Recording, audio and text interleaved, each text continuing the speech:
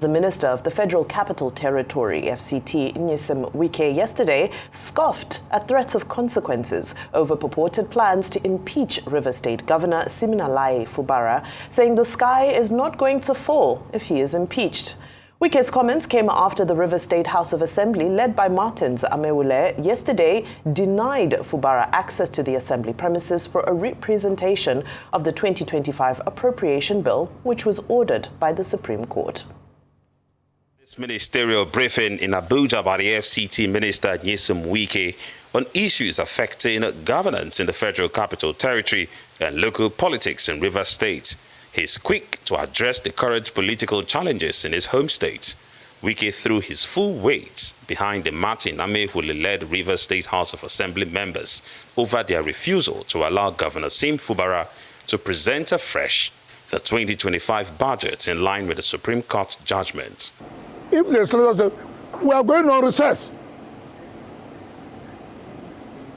for the interest of the state, if you can present the budget, we do for them, because we are living on recess. Have they not done well?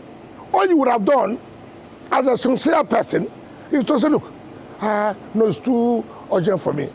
Can you people shift your recess? Give me 1 week. That's how people do things. You don't just come out, hey, why should I give up to me? Who the hell are you? No, listen. Who the hell are you? The governor is not sincere. The Rivers political godfather also says he's willing to give full backing to any impeachment attempt at ousting Governor Sim Fubara for alleged constitutional breaches, noting that impeaching Fubara is not a criminal offense. But will you support an impeachment? If you have committed an offense to be impeached, what is wrong? Is it a criminal offense? It's provided in the Constitution. You can't just wait till 2027 to vote him out. Am I a member of the Assembly? The point I'm making, if you have committed an infraction of the Constitution and the Assembly deems it fit to say you should be impeached, let me tell you, politics is not played just like this. Is it the first person that people have threatened about impeachment? Don't you know what to do? What is all this Huda value? He also tackled Ijaw leaders and ex-militants threatening to blow oil pipelines if the governor is impeached. And for those political leaders in River State backing the embattled Governor Fubara, Wike has this to say. All of us know ourselves. You make an appointment of MD of NDC, they threaten, they blow pipeline. You make an appointment here, they threaten, they blow pipeline. What kind of country are we in? As a sitting president, you threaten me that if you follow what the court said, I will blow up everywhere. Let the whole place be blown off. The political crisis in River State has taken a new dimension following a Supreme Court judgment that affirmed the membership of the 27 pro-Wike House of Assembly members and nullified the local government election conducted last year. Well, the saga continues, is what some may say. Rufai, your take on this? I know we delved into this a little bit yesterday as well. A couple of things, like I said yesterday. Impeachment is on the cards. After this press conference with Wike, I'm now very sure, because Wike's words, not my words, nothing will happen if impeachment is done. He even went further to say those that are threatening and saying all sorts. He said, what's the big deal about it? Then he went and attacked or sounded off on the comments made of the people of the Ijaw extraction. You see, that Ijaw conundrum was easier for Wike than when he wanted to play the politics of governance in Rivers. He played the Ijaw card with Fubara. Today, the same Ijaw people are talking. He's saying, is it only them? Is it only them? So that's to show you, when this Baba Sokwe crazy politics starts, and Baba Sokwe crazy is my coinage for government of the Godfather, it's always about their own interest.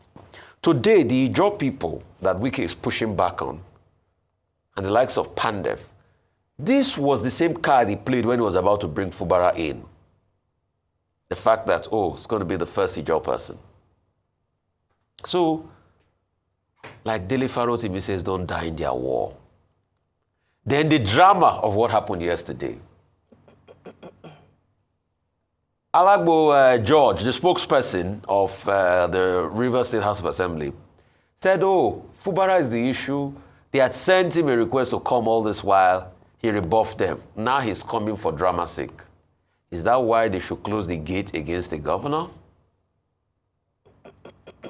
All of a sudden, Mr. Wike is holding the ace in this fight. He's now saying, respect the rule of law. But you see, the truth is, Mr. Wike cannot do this without President Tinubu. The buck will stop at the door of the president. Just like it has now showed with the meeting of the Lagos lawmakers yesterday with the president, that everything that happened in Lagos, he knew about it. But the question I keep asking is, you keep emboldening this Mr. Wike. Hope you will not complain when he wants to challenge you with that power you embolden him with. Because we have seen the rise and fall of godfathers. And we also forget that godfathers have godfathers. So we should be careful. It's already on the card. I don't know how Fubara is going to be able to get out of this. It's his fight to fight. Will he be able to fight till the end? I don't know. But with that indication of if he's impeached, what will happen? Heaven will not fall. It's an indication that that might be on the cards. So the drama in Rivers have continued, being aided by Godfather and Babasokwe Kresi. But the godfather that is aiding a godfather should remember that at some point, godfathers will also fight. Maybe God the Father will settle them. Okay, first, the timeline of the conflict in Rivers State, which has now become a house of war and an affliction on Nigeria. Now, as we know, former Governor Wike, now Minister Wike, insisted that he brought Simi Fubara to be governor. That in itself is a comment on the status of Nigeria's democracy, on the integrity of democracy in Nigeria, that people will have the confidence publicly to say, I installed this person, I did. Wike has said many times that he financed it. Fubara did not spend any money to become president. To the extent that we're still in 2027, many years after the return to civilian rule in 1999, that godfathers will still say that I put you there and I will tell you what to do there. It's an assault on the choice of the people, on the freedom of the people to choose their own leaders. That's number one. And Wike has been very insistent on this fact. And that is the foundation for the claims that he makes to Rivers State. Number two is that we have seen a situation like this before in the past, when they had the wild, wild west. It was also about conflict among godfathers and even the intervention of the federal government supporting one party against the other. And the West, you had that blowout. There's a script called The Blowout, focusing on that particular issue. Now, I think that it will be very unfortunate if Nigeria repeats that ugly history and you have a second blowout coming from the South-South from Rivers State, because it will seem to me that the objective practical conditions that we have seen in Rivers State will seem to be very similar to the kind of blowout that we experienced in the Wild Wild West in the First Republic. And that means that President Tinubu's work in terms of how he has intervened in Rivers State is not finished. He has to make sure that there is not a blowout from that region on his head, creating problems for the greater Nigerian polity. What is the third point? Now let's go to the details. Now, as part of this crisis, the president intervened the first time. Then again, the crisis persisted, And then the parties went to court. Then the Supreme Court gave its ruling and said that, Governor Fubara should, follow certain conditions. And yesterday, Governor Fubara, coming from the meeting with the president and other stakeholders, governors and, other stakeholders who went for iftar with the president of Nigeria, decided to go to the State House of Assembly to present the budget afresh, as had been directed by the Supreme Court. But he met a blocked gate. He was refused entry. And he had said that he had sent a letter asking for a meeting, which was rebuffed. He was also denied entry yesterday. Now, what this means is that despite the president's intervention, second notable intervention, there is an escalation of the crisis in Rivers State, which makes it even more clear that we are going to still have more in terms of conflict and disruption to deal with in that state. Now to the other issues. Now, Wike, Wike, who has constituted himself into the ultimate godfather of Rivers State, had a television interview yesterday where he showed very clearly that the war has not ended.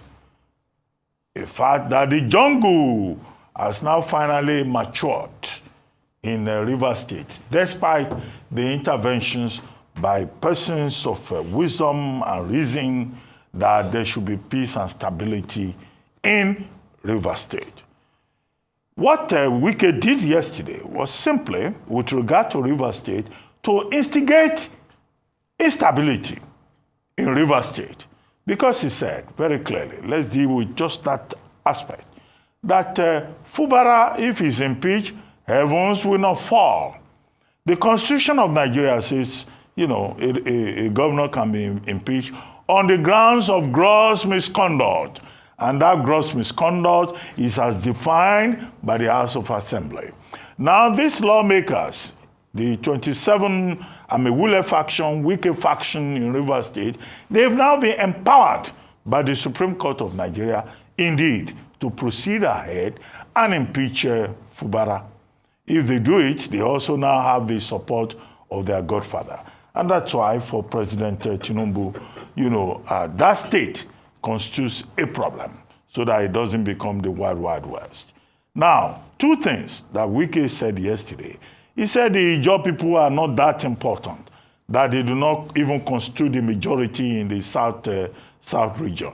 Well, that is not true. The Ijaw people, according to the literature that we have read, I stand to be contradicted, constitute the fourth largest ethnic group in Nigeria. So, Minister Wike not being, an academic or somebody who is familiar with the literature, let me be nice, who doesn't understand, what the literature is, can make such statements. It's not an intellectual, it's not an academic. So, you can say that. But the truth of the matter is that the Ijaws constitute a major, a major group in this population, in this Nigerian population. The second thing that he said somebody died, the late statesman Henry Clark. I don't know an Henry Clark that is from the Niger Delta. The Henry Clark the Clark that I know, who is a statesman, that he probably was referring to in the context of Pandev, is a man called Edwin Kiagodo Clark. So for Minister Wike to have an interview, and when did Paike Clark die? In less than 2 weeks, he has forgotten his name. So this is the kind of contradiction, the kind of irony that we find, but associated with the godfatherism problem. What is the way forward? He says that INC and RYC, they are just boasting, they cannot sabotage Nigeria. Anybody, whether a PJ or another group or from Okpobo or wherever, can sabotage Nigeria's economy. We don't want that kind of rhetoric from Rivers State. Nobody should sabotage the Nigerian economy. And the minister, a serving minister of the Federal Republic, saying that, look, anybody has the capacity to sabotage Nigeria from the Niger Delta, I think that should be a wake-up call for President Bola Ahmed Tinubu, who has tried to intervene in this matter. And finally, Dr. George, who is the spokesperson of the Rivers State House of Assembly, made it clear yesterday that they retaliated, more or less, because the governor of the state also has been treating them like they are not important. I think that the major message for the people of Rivers State is that they should not turn their state into a boiling point for the rest of Nigeria, because all of us have a stake in this country and we want Nigeria to be peaceful and stable. We do not want hereafter to begin to talk about the rivers disease. What will be the rivers disease? That these are people who don't want peace, that this is a place where godfathers don't want peace. That is unacceptable in a democracy. Oh, very well said, Dr. Abati. I remember yesterday, Dr. Abati, when the comment around stooping to conquer was made, you made some reference to William Shakespeare. And when I got home, to Oliver Goldsmith, sorry. And when I got home, I started reflecting, and I thought of William Shakespeare and the fact that we're in the month of March. And what they do say is, beware the Ides of March. The story of the Ides of March is quite straightforward. It's around the death of Julius Caesar. And we know Julius Caesar was killed by Brutus. This speaks volumes to the situation that we're in, that I wish somebody had spoken to the governor, Siminalayi Fubara, and told him to beware of the Ides of March, because this is the situation he has found himself in. Once a brotherly father-son relationship has now turned into a Julius Caesar-Brutus kind of relationship. Anyway, where do we go from here? What is very clear in all of this is that if you are unable to play Machiavellian politics, you will not survive in Nigeria. That is simply the long and short of it. What is Machiavellian politics? The end justifies the mean. One must amass power by any means necessary and hold on to it and ensure that under all circumstances, whether it's through the use of strength or through the use of cunning strategies, power is the ultimate goal. And this is what we're seeing, that being a gentleman, unfortunately, doesn't pay. In the words of Bob Risky, good girl no they pay, unfortunately. Sim Fubara is being a diplomat, but I hope that he can be strategic in the diplomacy that he is trying to apply with regards to maintaining his role, maintaining his seat as the executive governor of Rivers State. Now, when I looked at some of the history, I realized that only 7 governors have been impeached since 1981 in Nigeria. However, of those 7, 3 were reinstated, meaning impeachment may not be the end of the journey. Some of the conversations we need to start having around this is, what are the grounds for impeachment, and is it possible that this matter will end in court? When it ends in court, how likely is it that he will be reinstated like Rashidi Ladoja of Oyo State, Peter Obi of Anambra State, Joshua Daria of Plateau State? So this is, for me, just another chapter in this long novel that we're reading. And the question at hand is Sim Fubara going to be able to engage in the type of Machiavellian politics that is going to be required in order for him to survive until 2027? Because until by the time we start the run-up, the countdown to the 2027 election, which in all fairness has already begun, but by the time he starts fighting for the reinstatement of that seat, we know that there's another war that will begin. War, of course, I don't mean in a violent sense, but I mean in the sense that all parties are engaged in the Machiavellian strategies of doing what it means to retain power by all means necessary. It's not lost on us that Sim Fubara is being told to go and lick his wounds, in essence, be humble, and he has no choice. He has to abide by the law. However, it's very unfortunate that in the same context of this, we see a man who has become emboldened to reveal himself as the orchestrator behind this entire charade, coming to the media, speaking to journalists as if they're school children, and saying all manner of incredibly insightful things, very undiplomatic. It's just, at the end of the day, we ask ourselves, do the people of Rivers State actually matter to any of these leaders? Because the rhetoric we heard yesterday was not a rhetoric that was worried about the interests of the people. Because remember, if we start going through the process of impeachment, the process of replacing the governor and all of that, this is all time that's supposed to be used for governance that is being wasted on useless power plays.